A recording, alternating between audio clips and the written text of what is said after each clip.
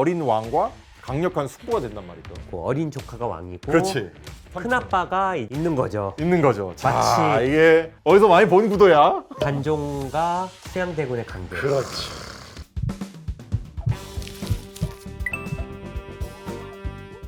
안녕하세요. 멘탈 탄탄입니다. 지난 시간에 네. 세조에 대해서 했죠. 어. 댓글 보니까 세조라고 하면 안 돼. 수양대군. 수양대군. 혹은 수양군. 이번에 제가 다뤄볼 분은 이제 그 다음 왕. 사실 잘 모르는 분들이 많아요. 세종대대문단세 예? 예? 예종. 국사 시간에 배워본 기억이 없어. 없을 거야. 임팩트가 없거든. 제위기간이 14개월이야. 되게 짧은데. 14개월? 엄청 짧았어요. 1년 2개월이요? 1년 2개월 동안 뭐 나름 한 것들은 있었지만 네. 그러니까 너무 좀 이름을 떨치기엔 짧은 거죠. 1년 2개월 뭐. 그리고 전임자가 너무 강력하다. 그치, 좀 그- 임팩트가 크지. 어. 그래서 좀 많이 묻힌 감이 있는데 근데 그럼에도 불구하고 제가 왜 예종을 했냐 세조에 이어가는 느낌도 좀 있어요. 예종이 결국 세조라는 묘호를 수양대군에게 바친 게 예종이에요. 아, 맞네. 아들이잖아. 네. 원래 이제 후임이 정하게 돼 있잖아요. 그렇죠. 그렇죠. 여기서 약간 좀 재미있는 구도가 생기는데 그거 이제 뒤에서 제가 좀 설명을 드릴게요. 세조가 이제 자기가 왜 그 계유정난을 했느냐. 믿는 구석이 완벽했던 아들 의경세자가 있었어요. 이런 단종 같은 어린 녀석에게 왕위를 이제 받아서 이제 나라를 반석 위에 올린 다음에 내 완벽한 아들을 의경세자에게 물려줄 거야 라는 나름의 시나리오가 있었던 거야. 되게 나르시스틱한 말이다. 빈약한 명분을 커버해줄 수 있는 게 의경세자였는데 그 의경세자가 단명했습니다.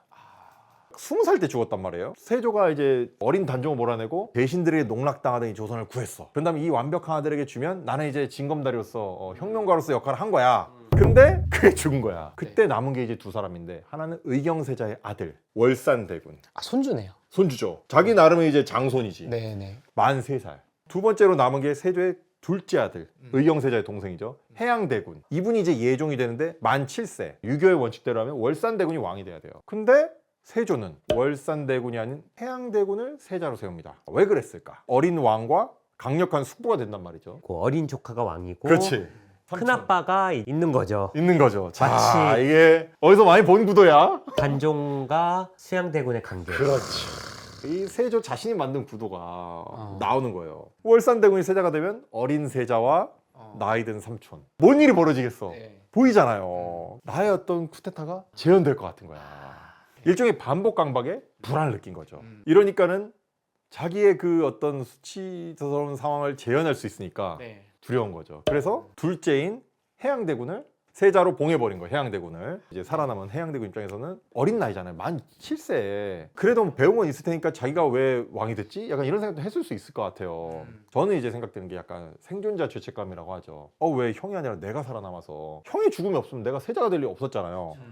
내가 형의 빈자리에 서 있구나 이런 느낌을 또 받을 수 있을 것 같아요. 그리고 또 하나는 세조가 결국 예종한테 과거에 수양대군이었던 자신을 투사해가지고 결국 어떻게 왕으로 올려준 것 같아. 그럼 이제 예종 입장에서는 아버지가 나를 선택했네, 내가 이어가야 돼. 정체성? 압박감? 이런 것도 좀 있었을 것 같아요. 예종이 이제 그렇게 즉위를 하는데 근데 그 전을 잠깐 좀 보자면 그 세조는 또 어떤 사람이었냐. 한명회를 비롯해서 서로 친한 척하는데 생사를 갖춘 전우잖아. 그래서 조선왕조실록에 세조실록에서와 술자리를 검색을 하면은 467건이 나옵니다. 그러니까 월 3회야. 근데 조선실록 전체에서 술자리 검색하면 한 973건이 나와요. 거기에 거의 절반은 절반. 계속 술 마시고 노는 거야. 근데 공신들이랑 주로 직접 내려와서 야 우리가 어떤 사이인데 그래서 막 숫잔 주고 칼로 권력을 잡았잖아요. 명분 없이. 그렇죠. 세조 입장에서는 그 공신들을 챙겨야 되는 거지. 유일하게 자기 편을 들어준 사람이니까 그렇죠. 만민들이 다 욕했어도 그렇죠. 실제로 근데 그러다가 이제 사단이 납니다. 세조 12년에 양정이랑 공신이 있었는데 북방에서 오랜 근무를 마치고 이제 왔어요. 술 먹다가 조선 왕조의 그 역사에 남을 만한 술주정을 합니다. 왕 앞에서 전하 이제 오래 하셨으니까 내려오시죠. 세조한테? 세조한테 형 내려와 이런 거야 이제. 세조가 그래 처음에는 안 죽이려고 했대. 신하들이 난리난 거야 이제. 그치. 쟤는 살려면 안 된다. 선을 넘었다. 그래서 발언하고 나흘 뒤에 참수를 합니다. 근데 흥미로운 포인트가 하나 있어요. 대역죄는 원래 일가 친척을 다 죽여야 돼. 근데 얘는 딱 양정 하나만 죽이면서 가족들은 살려줘요. 그래도 너는 나를 위해 목숨을 바쳤으니까 네 가족들은 살려줄게. 그냥 그 더블 메시지가 좀 있는 거예요. 공신들을 관리한 거지. 그러니까 연재자를 쓰지 않은 건 이제 나는 그런 약간 독재자가 아니야. 그런 동시에 공신들한테는 선 넘지 마. 이렇게 좀 압박을 준 거죠. 1년 뒤에 이시의 난이란 난이 일어나요. 함경도에서. 그때 이제 이시혜가 신숙주랑 한명회가 나랑 한패다. 이게 유언비어를 퍼뜨려. 이미 세조는 의심이 된 거야. 애초에 술자리를 그렇게 많이 가진 것만 해도 좀 세조에 내재된 불안이 있지 않았을까 저는. 공신들이랑 정말 친해서 술을 마셨을까. 그래서 일단 세조가 옛날 같았으면 에이 막 이럴 수도 있는데 일단 믿어. 그 신숙주를 감옥에 가둬버려요. 그 한명회는 가택연금을 시켜버려요. 나중에 이제 모략임이 밝혀지니까 사과를 해요. 세조가. 아 얘네 이제 안 되겠는데? 이 생각이 이제 드는 거지. 잠재적 위험이 되는 거지. 이렇게 반란을 해가지고 얘 말이 진짜였으면 나는 정말 큰일 날 뻔했구나. 그러니까 불안을 확 키운 거죠. 그래서 요때 어떻게 하냐면은 세조가 이제 한명회랑 신숙주를 가뒀잖아요. 종친을 들여와. 이시성을 가진 왕족들을 들여와서 자기 신하들을 토벌의 어떤 총책에 임명해야 되는데 구성군이라는 젊은 왕족이 있어. 당시 18살밖에 안 됐어요. 걔를 도총제사, 그러니까 총사령관에 임명하고 반란을 진입해 하고 그때 이제 남이라고 젊은 장수가 있었는데 외가 쪽으로 또 이게 왕실의 피가 있어. 얘가 이제 거기서 활약을 해가지고 나중에 20대 때 병조판서, 지금의 국방부 장관까지 그러니까 초고속 승진을 해요. 그러니까 일부러 키운 거지. 자, 예종이 즉위를 했어요. 네. 그럼 이제 아빠가 애써서 자기를 위해서 신숙주 한 명이 얘네 위협적이니까 조심해. 너를 위해서 구성군이랑 남이를 준비했어. 이게 너를 지켜줄 거야 라고 세조는 나름 그렇게 만들어 놨는데 예종이 즉위하자마자 그 2명을 제거를 해요. 왜 그랬냐. 남이가 죽은 거는 되게 억울하게 죽긴 했어요. 뭐 유자광이라는 간신이 좀 이제 뭐 남이가 시를 썼는데 내가 뭐 천하를 뭐 평정하지 못했다 뭐 이런 얘기를 해가지고 뭐 이게 왕을 뭐 나라를 얻지 못했다라고 조작을 해가지고 뭐 이제 이거 왕의 어떤 흑심이 있습니다 이러니까 사실 조작인 걸 너무나 뻔히 아는데 예종이 그냥 죽인 거야. 왜? 예종이 그걸 몰랐을까 그 조작을. 사실 알았을 거예요. 근데 타서에서는 이제 예종이 이전부터 남이를 안 좋아했대. 제 생각에는 약간 이제 남이에 대해서 좀 경쟁심을 갖지 않았을까. 그러니까 세조가 자기를 어떻게 보면 이제 선택해가 내 후계자로 인정해가지고 뽑았잖아. 근데 그러면서 종친, 하필 또 종친이에요.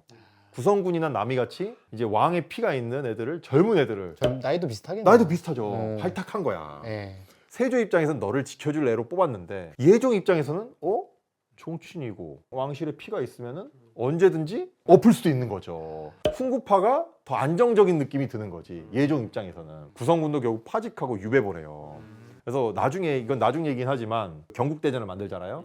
거기서 이제 종친의 참여를 아예 봉쇄해 버립니다. 근데 그 경국대전을 만들기 시작한 게 예종 때야. 물론 이제 그 전부터 법전들이 내려왔지만 예종이 시작을 해서 너무 일찍 죽어서 성종 때 완성이 되는 거예요. 마지막 가장 재미있는 얘기인데 예종이 이제 한 가장 큰 업적이 자기 아버지를 세조로 올린 거야.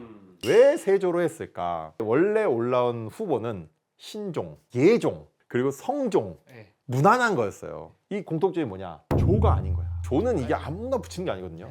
한 왕조의 조가 한두 명밖에 없어요. 이방원도 태종이고 그래. 세종인데 훈구파 입장에서는 왕위도 차지했고 뭐 권력이 돼봤지만 야 이걸 너무 띄우면 나중에 얼마나 우리도 비판받겠냐 욕먹겠냐 후세에. 근데 예종은 과거 한나라 그 중국의 한나라에도 세조도 있고 세종도 있었지 않냐. 왜 우리 아버지가 세조로 하면 안 되냐.